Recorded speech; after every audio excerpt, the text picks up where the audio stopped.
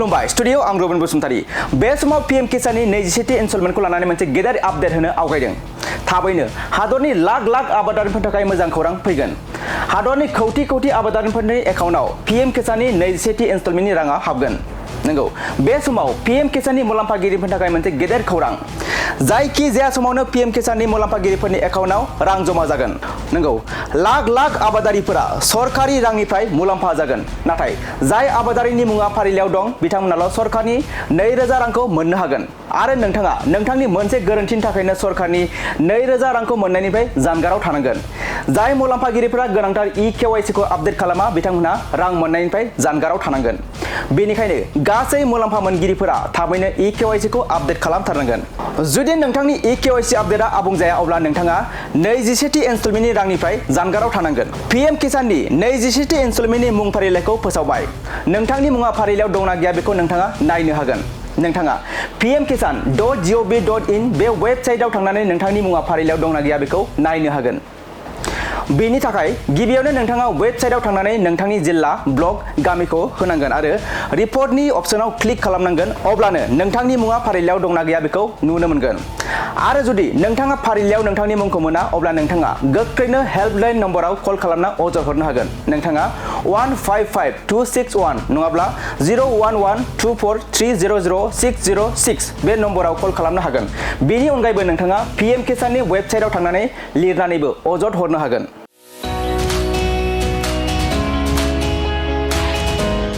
मोनसे फोसावथाय bachelor of vocational nursing care लानो गोसो गुदुं लाइमोनफोरनि थाखाय मोनसे गोजोनथाव खौरां बाक्सा जिल्लानि सिङाव थानाय बरमायाव rural institute of health science group of vocational nursing एडुकेशनाव बेचलर अफ भकेशनेल नार्सिं केयारनि थाखाय मुं थिसननाय एबा एडमिशना सोलिगासिनो दं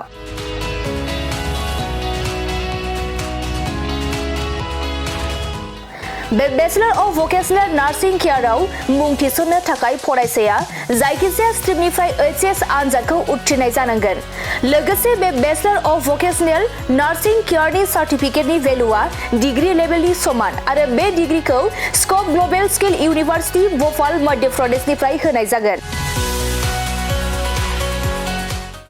गुबैयै भकेशनेल नार्सिंनि सायाव बे bachelor of vocational nursing career कचिंखौ होनाय जायो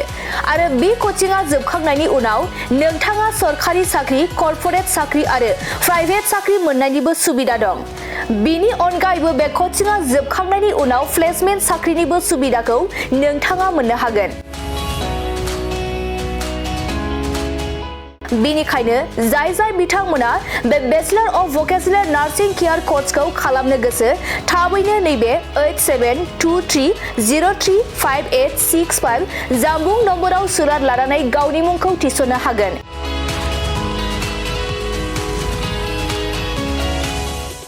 खुलुमबाय आं नोंथांमोननो दिनै बे भिडिअनि गेजेरजों जोबोर मोजां मोनसे खौरां फोसावनो थाखाय लाबोनाय जादों जोंनि बाक्सा जिल्लानि सिङाव थानाय बरमायाव rural institute of health science group of vocational nursing एडुकेशनाव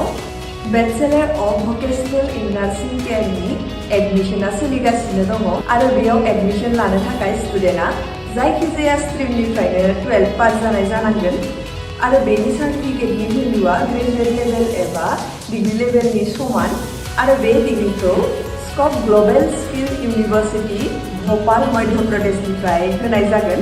specially भकेशनेल नार्सिंनि सायाव बेस खालामनानै बे कर्सखौ होनाय जायो कर्स कमप्लिट जाखांनायनि उनाव गभर्नमेन्ट जब कर्परेट जब आरो प्राइभेट जबजों लोगोसे फार्दार मास्टार डिग्री खालामनो गोसोब्ला खालामनोबो हायो आरो बेयाव कर्स कमप्लिट जाखांनायनि उनाव